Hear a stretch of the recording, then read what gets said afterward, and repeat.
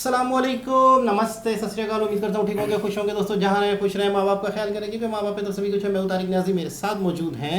Old boy Farhat नेक तमन्ना और नेक ख्वाहिशात के साथ आपके साथ राब्ते में हूँ और आपसे जो है मुखातिब हूँ इस ख्वाहिश के साथ कि हमारा आज का दिन और आने वाले दिन खुशियों से भरपूर हो। Simal. Simal Shaikh. Hello my YouTube family, कैसे हैं आप लोग? उम्मीद करती हूँ खैरियत से होंगे, जहाँ होंगे खुश होंगे, और जहाँ कहीं भी हैं जल्दी से आए हमारे चैनल को लाइक कमेंट सब्सक्राइब करना नहीं भूलिएगा। बेल के आइकन को ज़रूर प्रेस कीजिएगा ताकि न्यू आने वाली वीडियोस आप तक पहुँचती रहे। तो आप लोगों दोस्तों, के राब्ते में रहने का बहुत शुक्रिया। आप लोग कमेंट्स जो करते है हैं। अपने कमेंट्स करते हैं, इंटरेस्ट शो करते हैं। इख्तिलाफ अपनी जगह पर है। बहरहाल हर एक का ओपिनियन है, उसमें अच्छी बुरी बातें होती हैं। तो अगर हमारी कोई बात आपके लिए कोई ऐसा हो जिससे वो, तो इसके लिए सॉरी। और आपकी भी जो आते हैं वो हम उसको देखते हैं और उसके तहत बहुत से अपने प्रोग्राम को, क्योंकि आप ही हमारे चैनल को बढ़ाने वाले जो हैं वो हैं। बिल्कुल ऐसा ही है। तो ये छोटी मोटी बातें चलती रहती हैं साथ साथ। तो वीडियो की तरफ चलते हैं।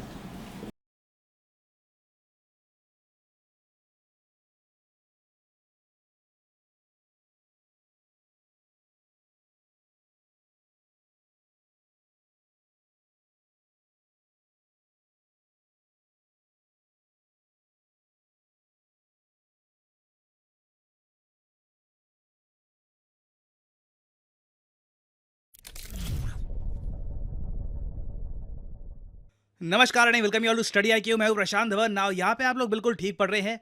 रिसेंटली बांग्लादेश की प्रधानमंत्री को ओपनली इंडिया आउट कैंपेन के अगेंस्ट बोलना पड़ा, क्योंकि कई बांग्लादेश में लोग हैं जो भारतीय प्रोडक्ट्स का कंप्लीट बॉयकॉट चाहते हैं। नाउ यहाँ पे आप देख पाएंगे मालदीव्स में इंडिया आउट कैंपेन को प्रमोट करने के बाद अब देखो कई लोग हैं जो सेम टाइप का कैंपेन बांग्लादेश में भी रिपीट करना चाहते हैं। वो चाहते हैं कि इंडिया का जो इन्फ्लुएंस, उनके हिसाब से जो इन्फ्लुएंस है, उसको कंप्लीटली खत्म कर दिया जाए। और जब इसकी डिमांड बांग्लादेश के सोशल मीडिया में काफी बढ़ गई थी, लगातार बॉयकॉट इंडियन प्रोडक्ट्स के जो हैशटैग हैं ये ट्रेंड कर रहे थे, तो बांग्लादेश की प्राइम मिनिस्टर को ओपनली ये कहना पड़ा कि अच्छा चलो, इंडिया को बॉयकॉट करना है ना, तो फिर जो इंडियन साड़ीज यूज करती हैं हमारी महिलाएं, उनका क्या? जो मसाले हम लोग यूज करते हैं उनका क्या? क्या इंडियन कपड़े, मसाले, कई और जो चीजें हम इंपोर्ट करते हैं इंडिया से, क्या सब कुछ हम जला दें? ये बात बांग्लादेश की प्राइम मिनिस्टर को बोलनी पड़ी अपने देश के लोगों को यह समझाने के लिए कि इंडिया आउट कैंपेन से लॉन्ग टर्म में बांग्लादेश का लॉस ही होगा। अब यहाँ पे आप एक सवाल पूछेंगे, वेट, बांग्लादेश में इंडिया आउट कैंपेन कितना स्ट्रांग है और क्या इंडिया इतना एक्सपोर्ट करता है बांग्लादेश को कि हमें चिंता होनी चाहिए इसको लेकर? तो मेरा आंसर है हाँ, बिल्कुल हमें चिंता होनी चाहिए, क्योंकि बांग्लादेश को हम लोग ऑलमोस्ट 14 बिलियन डॉलर्स का एक्सपोर्ट करते हैं, जबकि बांग्लादेश के जो एक्सपोर्ट्स हैं टू इंडिया, ये मुश्किल से 2 बिलियन डॉलर्स भी आपको नहीं मिलेंगे। तो इंडिया के लिए एक बड़ी एक्सपोर्ट डेस्टिनेशन है। अगर यहाँ पे इंडिया आउट कैंपेन ज़्यादा मोमेंटम पिकअप कर लेता है तो बिल्कुल इससे इंडिया को एक बड़ा इकोनॉमिक लॉस भी हो सकता है। अब यहाँ पे आपका सवाल आएगा कि जो बांग्लादेश में जो इंडिया आउट कैंपेन है, इसे लोग सपोर्ट भी क्यों कर रहे हैं? क्योंकि इंडिया बांग्लादेश के लिए एक बहुत ही इंपॉर्टेंट पार्टनर है। आपको याद होना चाहिए कि इंडिया से ही जो ब्रह्मपुत्र नदी यहाँ से बहती है, बांग्लादेश के लिए बहुत ज़्यादा इंपॉर्टेंट है। फिर गंगा नदी का जो पानी है ये भी बांग्लादेश के लिए काफ़ी इंपॉर्टेंट है। तो ये लोग इंडिया के साथ रिलेशंस खराब क्यों करना चाहेंगे? देखो, इसका सिंपल आंसर है the hunger for power, power की भूख। रिसेंटली मालदीव्स में जिस तरीके से मोहम्मद मुइज़ू ने एक, आप कह लीजिए, हवा बना दी कि इंडिया को देखिए हमें बाहर निकालना होगा मालदीव से, इंडिया खराब है, उसने अपने वोटर्स को यह बात समझा दी कैसे भी करके कि इंडिया से अगर हम दूर हो जाते हैं, प्रो चाइना हो जाते हैं, तो हमारा फायदा होगा। और मोहम्मद मुइज़ू की सफलता देखकर इलेक्शंस में अब बांग्लादेश में भी इनकी एक पॉलिटिकल पार्टी है बीएनपी, बांग्लादेश नेशनलिस्ट पार्टी। ये लोग सेम फॉर्मूला मोहम्मद मुइज़ू का यूज करना चाहते हैं बांग्लादेश में, और ये लोग ट्राई कर रहे हैं कि अगर ये भी इंडिया आउट कैंपेन के नारे देते हैं, इंडिया के अगेंस्ट बातें करते हैं, क्या पता इनको भी इन द फ्यूचर इलेक्शंस में सफलता मिले। और जो ये बांग्लादेश नेशनलिस्ट पार्टी है ना, इससे रिलेटेड एक और बहुत ही इंटरेस्टिंग फैक्ट आपको पता होना चाहिए। आपसे एक सवाल पूछता हूं, आपने कभी ना कभी तो सोचा होगा कि ये जो यूएसए से वीडियो सामने आती है कि यूएसए के डिपार्टमेंट ऑफ डिफेंस या फिर सेक्रेटरी ऑफ स्टेट का एक स्पोक्समैन खड़ा होता है और फिर एक जर्नलिस्ट उससे सवाल पूछता है इंडिया ने जो रिसेंटली ये किया है उसके बारे में आप क्या कहना चाहेंगे। फिर जो स्पोक्समैन होता है यूएसए की तरफ से वो जवाब देता है क्योंकि उसे सवाल पूछा गया है, और उसके बाद कंट्रोवर्सी खड़ी हो जाती है। उसके बाद एक जवाब आता है इंडिया की तरफ से भी कि यूएसए को हमारे अफेयर्स में कमेंट नहीं करनी चाहिए, और फिर लगातार बैक एंड फोर्थ कमेंट्स आती हैं। ये सब शुरू कैसे होता है? आपने कभी सोचा ये कौन सा जर्नलिस्ट है जो बार बार इंडिया रिलेटेड जो बहुत ज़्यादा नेगेटिव क्वेश्चंस हैं ये पुटअप करता है यूएसए की सरकार से? तो ये यहाँ पे आप देख पाएंगे, ये जो चेहरा है ये है मुशफिकुल फैजल। ये बांग्लादेश के एक जर्नलिस्ट हैं। बांग्लादेश में ही इनका पोर्टल बैंड है क्योंकि बांग्लादेश की सरकार ने कहा है कि ये भगोड़े हैं, और बांग्लादेश में इनको काफ़ी बार बांग्लादेश नेशनलिस्ट पार्टी बीएनपी का एक मेंबर भी माना जाता है। और इनके बारे में आप बेसिक गूगल भी करोगे ना तो आपको बहुत सारी रिपोर्ट्स मिल जाएगी जहां पर लिखा है कि ये बीएनपी के मेंबर हैं, और इनका काम ही यही है कि इंडिया से रिलेटेड जो बहुत ज़्यादा नेगेटिव सवाल हैं वो यूएसए के स्पोक्समैन से पूछे ताकि कंट्रोवर्सी खड़ी हो जाए। और जो इनका बांग्लादेश नेशनलिस्ट पार्टी से कनेक्शन है ना, इसके बारे में आप देखोगे बहुत ही इंपॉर्टेंट फैक्ट ये है कि 2006 के आसपास, 2001 से लेकर 2006 में बांग्लादेश में जो प्रधानमंत्री थी खलीदा जिया, जो बांग्लादेश नेशनलिस्ट पार्टी से बिलोंग करती है, जो हिस्टोरिकली बताया जाता है काफ़ी हद तक प्रो पाकिस्तान है, तो खलीदा जिया के असिस्टेंट प्रेस सेक्रेटरी थे मुशफिकुल फैजल अंसारी। तो यहाँ पे मैं आपको बताना चाहता हूँ कि बांग्लादेश में जो बीएनपी पार्टी है ये सिर्फ बॉयकॉट इंडिया कैंपेन नहीं चलाती, ये वेरियस और अफेयर्स में भी इन्वॉल्व रहते हैं। अब यहाँ पे आपका एक बहुत ही बेसिक सवाल आएगा कि जो ये बांग्लादेश नेशनलिस्ट पार्टी है, कल को ये अगर पावर में आ गए बांग्लादेश में तो इंडिया को काफ़ी प्रॉब्लम हो जाएगी। ये तो बहुत ज़्यादा एंटी इंडिया लोग हैं, इंडिया के जो प्रोडक्ट्स हैं ये बॉयकॉट करना चाहते हैं, रिलेशंस भी ख़राब हो सकते हैं इंडिया के साथ। वेल देखो, मैं आपको ये बता दूं 2023 में ना इस बात को लेकर काफ़ी चिंता थी कि अगर शेख हसीना बांग्लादेश में इलेक्शन हार जाती है तो बिल्कुल इससे प्रोलॉन्ग्ड पॉलिटिकल और इकोनॉमिक इंस्टेबिलिटी आ सकती है, और इससे इंडिया के साथ जो बांग्लादेश के रिलेशंस हैं ये भी बुरी तरीके से ख़राब हो सकते हैं। बट थैंकफुली ऐसा नहीं हुआ। As of now Sheikh Hasina की जो पॉलिटिकल पार्टी है अवामी लीग, ये बांग्लादेश में फुल मेजोरिटी से सरकार चला रही है, और मोस्ट रिसेंटली ही बांग्लादेश में इलेक्शंस हुए हैं 2024 के जनवरी मंथ में, और अगले इलेक्शन आराम से 2029-30 के आसपास ही होंगे। तो फॉर द टाइम बिंग चिंता करने की आवश्यकता नहीं है। जो मालदीव्स में हुआ था कि मुइज़ू पावर में आ गया और उसके बाद सब कुछ बदल गया, बांग्लादेश में ऐसे होने के चांसेस ना के बराबर दिख रहे हैं फॉर द टाइम बिंग। हाँ, ये लोग ऐसी डिमांड्स करेंगे, सोशल मीडिया पे ऐसे ट्रेंड चलाएंगे, but as a policy decision ये बन नहीं पाएगा क्योंकि थैंकफुली बांग्लादेश में अभी एक ऐसी प्राइम मिनिस्टर हैं जो न्यूट्रल है, जो समझती हैं कि बांग्लादेश के लॉन्ग टर्म फ्यूचर के लिए क्या बेहतर है, और ये इंडिया के लिए एक बहुत ही बड़ी रिलीफ की बात है। तो बिल्कुल देखो, बांग्लादेश से ये आवाज़ें आएंगी कि जी ये बॉयकॉट इंडिया और ये इंडिया आउट कैंपेन वगैरह, बट आई एश्योर यू आने वाले कई सालों तक बांग्लादेश में कोई भी इंडिया आउट कैंपेन सक्सेसफुल नहीं होने वाला।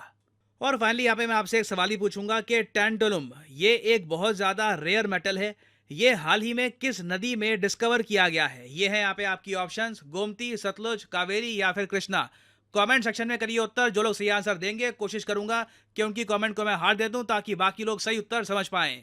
और फाइनली यहाँ पर मैं ये भी ऐड कर दूं कि स्टडी IQ के जो कोर्सेज के प्राइस। जी जनाब, मैं वीडियो के दरमियान में सोच रहा था कि एक कंट्री ट्रेड खोलना चाह रहा है इन पाकिस्तान इंडिया के साथ। अभी बातें चल रही हैं, सागडार ने बात की थी ट्रेड की, इंडिया के साथ हम करते हैं, देखते हैं, सोचते हैं। और दूसरा बांग्लादेश जो है वहाँ जो ट्रेड है वो उल्टा बंद करने की बातें हो रही है। अच्छा, ये मैंने एक चीज़ नोट की है जो इस वीडियो से मैंने सीखा, जो मुझे समझ आया कि जब भी कोई पार्टी सत्ता में नहीं होती, सरकार नहीं होती जिस पार्टी की, तो उसे कहीं ना कोई मुद्दे चाहिए, कहीं ना कोई स्लोगन चाहिए, कहीं ना कोई इश्यूज़ चाहिए आवाम को प्रोवोक करने के लिए, आवाम को उकसाने के लिए। ये तो मालदीव की मिसाल दे रहे हैं, मतलब जैसे मिसाल के तौर पर इमरान खान वाली मिसाल थी कि इमरान खान को भी एक मुद्दा था अमेरिका वाला, यानी आवाम को आप एक छतरी के नीचे कैसे लाओगे? जी जी। तो मुझे ऐसा लग रहा है कि यार एक छतरी है, एक स्लोगन है, एक इशारा है जिससे आवाम उसके पीछे पड़े। हाँ भाई, इंडिया को बाइकआउट करें, हम अपने कंट्री की चीज़ें बनाएं, हम अपने कंट्री की चीज़ों पे फ़ख्र करें वगैरह वगैरह वगैरह, मुहब्बुल वतनी का मुजाहरा करें। तो सबसे पहले तो हकीकत पसंदी का ये है कि क्या बांग्लादेश या पाकिस्तान ऐसे कंट्री अगर हैं तो वो बना क्या रहे हैं?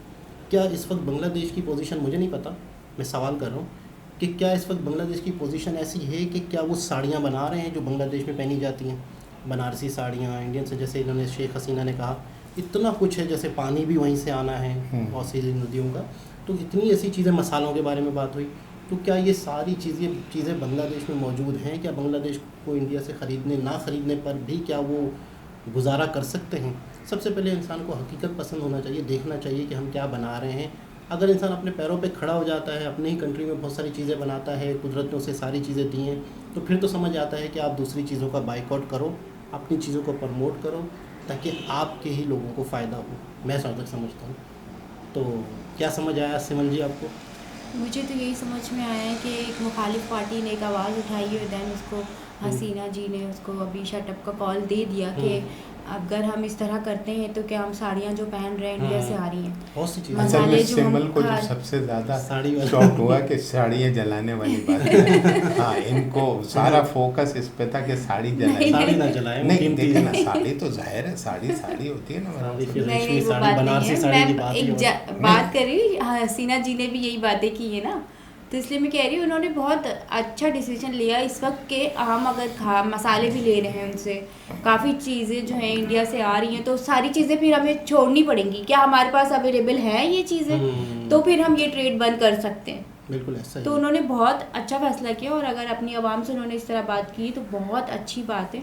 उन्होंने अपने आवाम को बताया ऐसे- कि हम किस हाल पोजीशन पे हैं। अच्छा, इस कंडीशन में जो गवर्नमेंट मौजूद होती है ना, उसको बड़ा सोच समझ के मुजाहरा करना चाहिए, कोई सख्ती नहीं करनी चाहिए, कोई डिसीजन नहीं लेने चाहिए ऐसे उल्टे सीधे आवाम के जज्बात में आके। तो मैं समझता हूँ कि इस वक्त इस पोजीशन में से शेख हसीना वाजिद जो हैं, ये मतलब है कि इनके ऊपर बहुत जिम्मेदारी आती है, क्योंकि इनकी गवर्नमेंट मौजूद है। बिल्कुल। तो आपने कोई ऐसी वीडियो सुनी कहीं खबरों वबरों में आपने, या ये वीडियो से आपको आइडिया हुआ? नहीं, खैर बहरहाल ये तो तमाम चीज़ें जो न्यूज़ में आती है है। चलती रहती हैं, क्योंकि हर जो है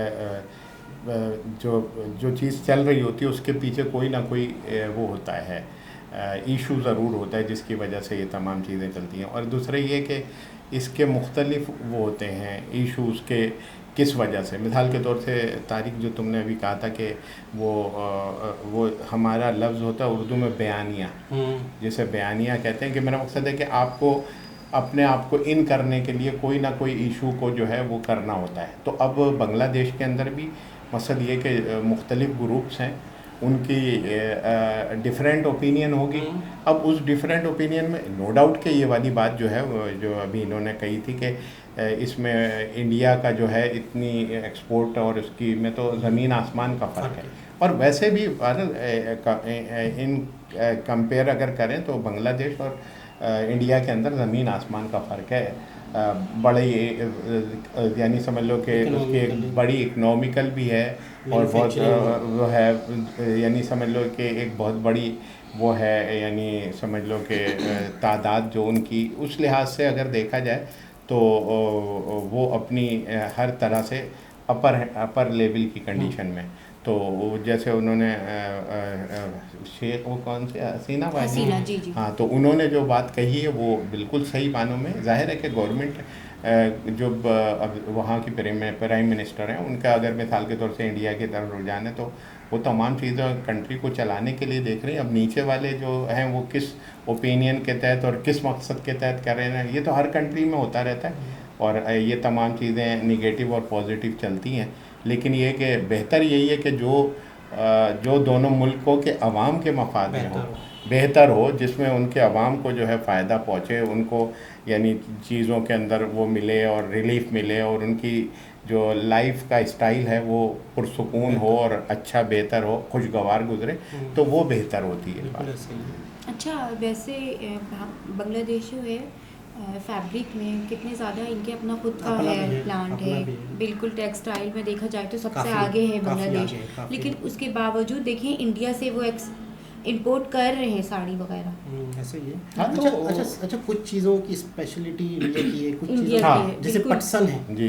पटसन में बांग्लादेश से आगे कोई नहीं है। कोई नहीं। ठीक है ना, पटसन एक कपड़ा शायद कुछ है, तो उससे आगे बांग्लादेश से आगे कोई नहीं है। बनारसी साड़ी है वो इंडिया से आगे कोई नहीं इंडिया है। कुछ का, मसाले हैं। बिल्कुल। अच्छा, ऐसा अगर इकोनॉमिकली देखा जाए तो अगर बाइकआउट करना भी है तो उन चीज़ों पे किया जाए जो इस मुल्क में भी मौजूद हैं या यहाँ बनाई जा सकती हाँ हैं। मेरा बिल्कुल। मकसद है। हमें एक पाकिस्तानी एक बहुत अच्छे वो हैं इकोनॉमिक जानते हैं, कैसर नाम है उनका शायद, कैसर बंगाली। जी जी वो कह रहे थे कि हमारे पाकिस्तान में जो चीज़ें हम बना सकते हैं, कुत्ते और बिल्लियों का खाना, वो भी हम बाहर से ले रहे हैं। जी, वो तो तो खैर। वो कह रहे हैं कि इतनी अफसोसनाक बात है। तो इस तरह की चीज़ें जो हम अपने मुल्क में बना सकते हैं, फूड जानवरों का, जैसे पैड्स का, हाँ हाँ तो आप उन फूड्स को भी बाहर से मंगवाएंगे तो आप डॉलर देना पड़ता है। तो बिल्कुल। इस तरह की गैर ज़रूरी चीज़ें जो आप अपने मुल्क में भी बना सकते हैं या आपके मुल्क में मौजूद हैं, अगर आप एक्सपोर्ट इंपोर्ट नहीं करोगे और यहाँ से लोग बनाने लग जाएंगे आसानी से, तो वो चीज़ों कम पर कॉस्ट आएगी। तो वो चीज़ें हाँ। पाबंदी लगा देनी चाहिए। बिल्कुल। और बाकी जो चीज़ें ज़रूरत है हाँ। बनानी है। तो